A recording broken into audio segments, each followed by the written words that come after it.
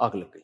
ہمیشہ extreme level پہ جاؤ گے نا, جیسے میں نے دوسری کی نا تو مجھے دھمکیاں یہ کر دیں گے, میں نے کہا بندوق لے کے سر پہ گولی مار دو, قتل کر کے قیمہ بنا کے کووں کو کھلا دو, میں کسی کے دباؤ میں آ کے طلاق نہیں دوں گا بس.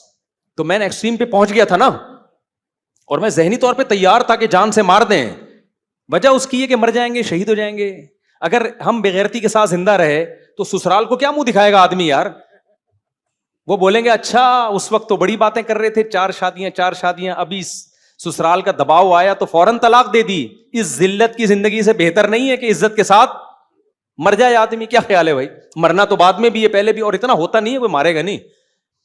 لیکن ایک بات کر رہا ہوں کہ تو ایکسٹریم پہ جاؤ گے نا تو چھوٹی ٹینشن برداشت کرنا آسان. تو ہم تو ایکسٹریم پہ گئے ہوئے تھے, ہم نے کہا زیادہ سے زیادہ مر جائیں گے بھائی, تو ہم تو یہی ہوگا نا, مر جائیں گے, جیل چلے جائیں گے. 6 مہینے کی جیل ہے دوسری شادی کرنے پر, اگر بیوی اجازت نہ دے کیس کرتے. ہم نے کہا چلو 6 مہینے جیل جائیں گے, تھوڑا قرآن. 3 دن کی ٹینشن جیل میں ہوتی ہے, 3 دن کے بعد عادت ہو جاتی ہے.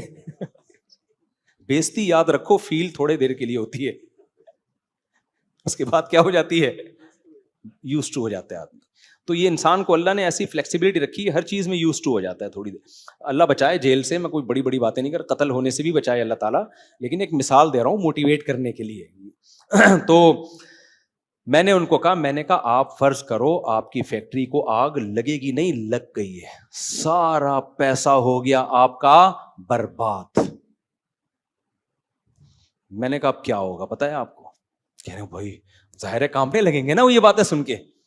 میں نے کہا اب یہ ہوگا کہ گیا سب کچھ گیا, آپ گھر میں آؤ گے منہ لٹکا ہوا ہوگا, بیگم سب برباد ہو گیا, سب سے پہلے یہ گھر بکے گا. کیا خیال ہے؟ یہی ہوگا نا؟ بیگم بولے گی نہیں, آپ بولنا ہاں. ٹینشن لو نہیں, ہمیشہ دو.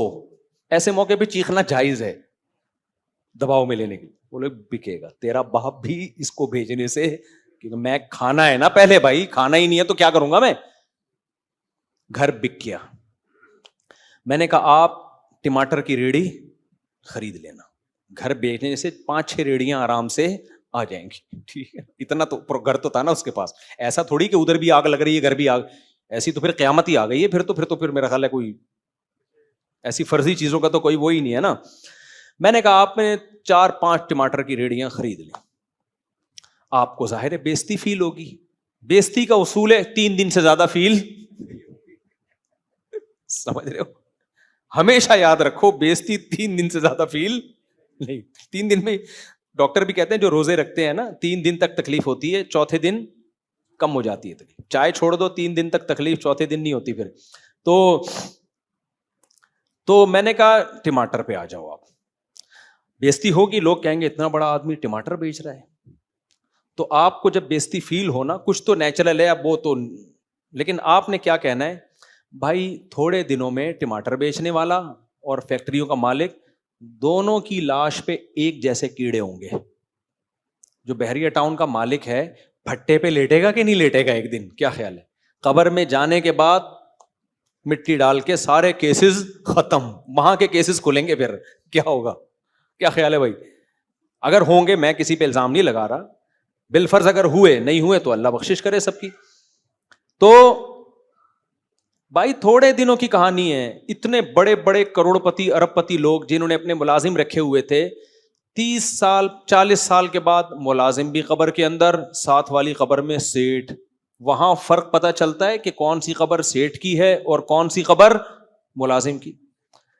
میں نے کہا بھائی مر کے سب 40-50 سال کے بعد سب نے کیا ہو جانا ہے, مٹی میں تحلیل ہو کے برابر. بندہ رہا نہ بندہ نواز, سب برابر. تو جب بھی کوئی یوں دیکھے نا, ابے تو کیا تھا اب کیا کر رہا ہے, تھوڑے دن کی ٹینشن ہے, اس کے بعد تیرا بھی وہی حشر ہونے والا ہے اور میرا بھی وہی حشر. میں نے کہا 3 دن بےزتی فیل ہوگی, اللہ کے لیے برداشت کرو, ہر غم پہ اجر ملتا ہے, ہر غم پہ صبر کرو گے اللہ کیا دے گا؟ اجر. پھر میں نے کہا ڈبل روٹی مکھن ناشتے میں گئے تیل لینے, پھر دیکھنا ناشتہ سوکھی روٹی رات کی بچی ہوئی ہو, چائے میں ڈبو کے کھا لینا. اس میں 2 ٹائم کی روٹی صحت کے لیے بہترین ہوتی ہے. شو مارنے کی کے لیے نہیں کہہ رہا میں, صرف موٹیویشن کے لیے. دیکھو میں نے کل رات کھانا کھایا تھا, اب تک نہیں کھایا. فٹ فاٹ چل رہا ہوں کہ نہیں چل رہا؟ آپ مذاق سمجھ رہے ہوں گے, میں حقیقت بتا رہا ہوں. آپ گارڈوں کے ساتھ میں نے کل رات کھانا کھایا ہے 10 بجے, اور ابھی کیا بج رہا ہے, 9 بج رہے ہیں, اب تک نہیں کھایا میں نے کھانا, بالکل فٹ فاٹ. کوئی کمزوری محسوس سی بھی ہو رہی ہے آپ کو؟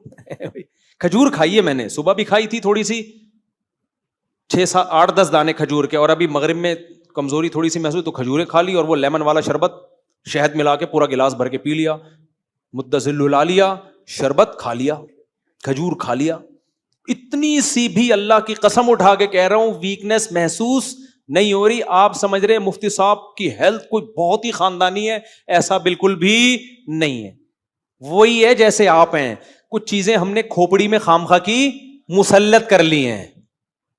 سمجھ رہے ہو کہ نہیں سمجھ رہے ہو؟ اور زیادہ اچھا کھانا کھایا ہوا ہوتا پھر اتنا اچھا نہیں ہوتا. تو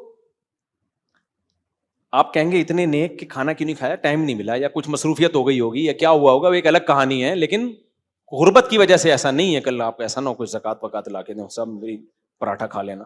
میں صرف آپ کو سمجھانے کے لیے کہ جتنا ہم کھا رہے ہیں, دیکھو رات کو میں نے 10 بجے کھانا کھایا, ان کے ساتھ گوشت تھا وہ قربانی کا, انہوں نے بڑا مزیدار بنایا ہوا تھا, کھا لیا بس.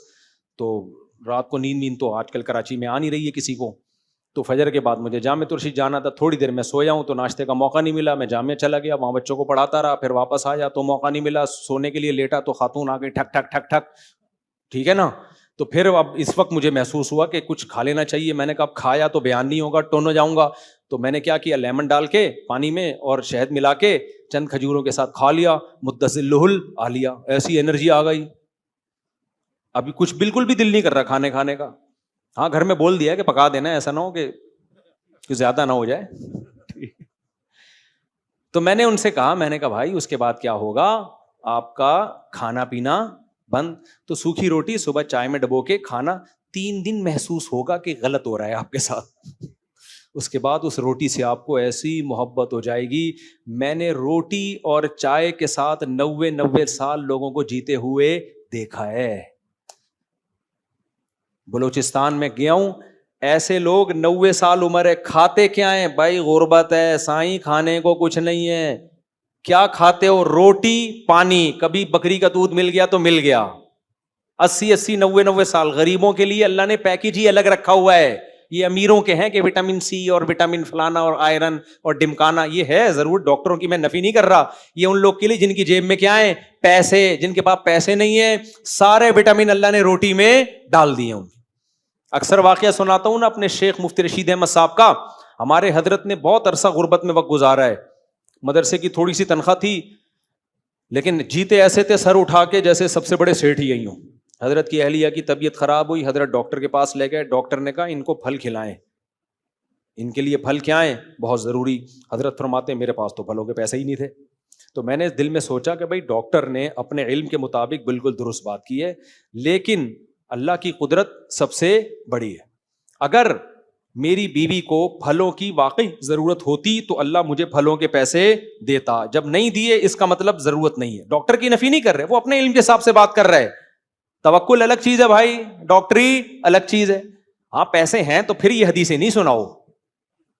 آج کل کم بخت کنجوسی دکھا رہے ہیں, بیوی کو نہ تربوز کھلا رہے ہیں نہ خربوزہ کھلا رہے ہیں, جب وہ کہے کہ دیکھو حضرت مفتی رشید احمد صاحب رحمہ اللہ تعالیٰ کی اہلیہ پھل کے بغیر جی لی تھی, تو حضرت کے بعد جب پیسہ آیا تو پھر سب کچھ کھلایا. تو غلط توکل کا استعمال مت کرو. حضرت کی تو تنخواہ بہت کم تھی, مدرسوں میں کمی تنخواہ ہوتی ہے, اللہ ہدایت دے ہم سب مدرسے والوں کو. تو حضرت نے کہا کہ بھائی گنجائش نہیں ہوگی. حضرت کا انتقال ہو گیا, اور حضرت کی اہلیہ ابھی 90 سال میں جا کے انتقال ہوا ہے ان کا. سمجھ رہے ہو کب انتقال ہوا؟ 90 سال میں. تو میں نے ان سے کہا, اور چلو انتقال ہو جائے گا نا تو ہو جائے گا, تو جو زندہ ہے کیا ان کا انتقال نہیں ہوگا کیا خیال ہے بھائی؟ کسی نہ کسی طریقے سے انتقال تو ہونا ہے نا. پورے وٹامن لے کے لوگ چل رہے ہوتے ہیں, میں نے دیکھا ہے. ڈائٹ پلان ڈاکٹر نے بتایا, اتنے وائٹامن ڈی کے کیپسول لینے آپ نے, اتنے وائٹامن K2 تاکہ وہ وائٹامن ڈی کو ایبزارب کر سکے. K2 بھی کھا لیا, وائٹامن ڈی بھی, اور وائٹامن سی کی اتنی کوانٹٹی, اور کیلوریز آپ نے نا اتنی ڈبے پہ لکھ کے اتنا واچ لگیے. تو یہ سیمسنگ واچ اس چکر میں نہیں ہے, تو یہ صرف سلپ ناپنے کے لیے. تو یہ اتنی کیلوریز لے کے پورا فٹ, ایک دم باڈی فٹ, ٹرک کو چل کے چلا گیا. نہیں آئی بات؟ पूरी एकदम सेटअप से चल रहे थे, डॉक्टरों के मशवरे के, डॉक्टर खुद अपने मशवरे पर इतना अमल नहीं कर रहा था जितना ये डॉक्टर के मशवरे पर अमल कर। घर से बाहर निकले, पता चला ये ढक्कन भी गायब है। वो समझे कि ढक्कन है, पांव रखा ढक्कन समझ के, वहां ढक्कन नहीं था। क्या ख्याल है भाई, इसका कोई विटामिन से ताल्लुक है? आप समझते हो अमेरिका में हादसे नहीं होते? भाई वहां भी बहुत हादसे होते हैं। जापान में हादसे नहीं होते? मेरे जहन में जापान का एक इमेज था, और अभी भी है वो, कि बड़ी स्टेबल और ऑर्गेनाइज कौम है, हर चीज तमीज से होती है, हादसात का रेशो बिल्कुल भी नहीं है। मैं टोक्यो लैंड किया हूं, अगले दिन टोक्यो में जहाज तबाह हो गया। हम टोक्यो में ही थे, कैसे तबाह हुआ है? जहाज खड़ा हुआ है, दूसरा जहाज आके दौड़ करके मारता हुआ चला गया, उसको पेलता हुआ निकल गया। अबे भाई तुम तो जापानी हो यार। जब जहाज लैंड कर रहा था ऊपर से, ये कोई छांगा मांगा के एयरपोर्ट थोड़ी है चीचा वतनी का, ये कहां का एयरपोर्ट है? जापान का, और वो भी टोक्यो का। जहाज लैंड कर रहा है, कोई फन्नी खराबी भी नहीं है, हम कहें दूसरी कंपनी का मसला है। जहाज लैंड कर रहा है, फौरन न्यूज चली कि भाई एक जहाज तबाह हो गया, इतने लोग मर गए। कैसे मर गए भाई? ये जापान है, इसमें क्यों मरे? एयरपोर्ट में इतनी बदनजमी। भाई ऐसे मरे कि असल में एक्चुअली जब जहाज ने लैंड किया तो एक और रनवे पे खड़ा हुआ था। पूरा जहाज नहीं था, आधा रनवे पे था, आधा बाहर था। कोई चाय पीने के सिलसिले में कुछ ख्याल आया होगा उसको, पता नहीं कोई मीटर घूम गया होगा, वो उतरा है और हिट करके वो छोटे जहाज के तो पर उड़ा दिया उसने, सारे ही मर गए उसमें। बड़े जहाज में आग लगी तो अगर हमारे लगती तो हम सब जल चुके होते, लेकिन वो तमीज की कौम है तो उन्होंने जो जो लोगों को हिदायत दी ना, लोगों ने लाइन बना के जहाज के दरवाजे से निकले, सब बच गए। हमारे यहाँ तो शायद जब ऐलान होता ना जहाज में आग लग गई है, तो जिसको जहां से मौका मिलता भाग के दरवाजे को फंसा देता, और किसी की भी जान ना। वो तमीज की कौम थी, तो जो बड़े जहाज में सब बच गए, लाइन लगा के निकले आराम से, जल्दबाजी नहीं की उन्होंने कि भाई आग लग रही है लेकिन जो ऑर्डर है हमने उसको फॉलो करना है, तो तमीज से सारे निकल गए। लेकिन छोटे जहाज को जो हिट किया है ना बड़े ने आके, अब वो छोटे जहाज में जैपनीज पायलट थे और वो जलजला आया था उसकी मदद के लिए जा रहे थे, उनके सारे विटामिन टेस्ट हुए थे, ब्लड टेस्ट हुआ था, आयरन की कमी तो नहीं है। क्या ख्याल है भाई? जो छोटे जहाज में लोग बैठे हुए थे, पायलट की आई टेस्ट 6/6 है, शुगर ओके की रिपोर्ट। अगर कोई इंश्योरेंस वाला वहां सर्वे के लिए आता, कहता है इस कमबख्त ने 150 साल कम से कम जीना, इसकी फौरन बीमा पॉलिसी कराओ, सब कुछ ओके की रिपोर्ट थी, बैठे हुए थे। जलजला आया उसमें बच भी गए थे। कमाल की बात ये, जलजला आया उसमें बच भी गए थे, शुक्र अदा कर रहे थे खुदा का कि गॉड चिंग पांग चिंग चापा, हम लोग को तूने बचा लिया। अल्लाह ने कहा बेटा बचा नहीं लिया, तुम्हें अभी मौत के मुंह में लेके जा रहा हूं मैं, तुम जरा एयरपोर्ट पे पहुंचो तो सही, दूसरा जहाज आके तुम्हें हिट करेगा, तुम्हारे परखचे उड़ा दे। वो तो बैठे बैठे गए हैं दूसरे जहान में, इतना भी नहीं मौका मिला कि विटामिन की कोई कमी टेस्ट तो कर लेते। भाई विटामिन की कमी होती है, टेस्ट करता है आदमी, उसको पूरा करने की कोशिश करता है ना, बैठे में दूसरा जहाज आया उड़ाता हुआ निकल लिया।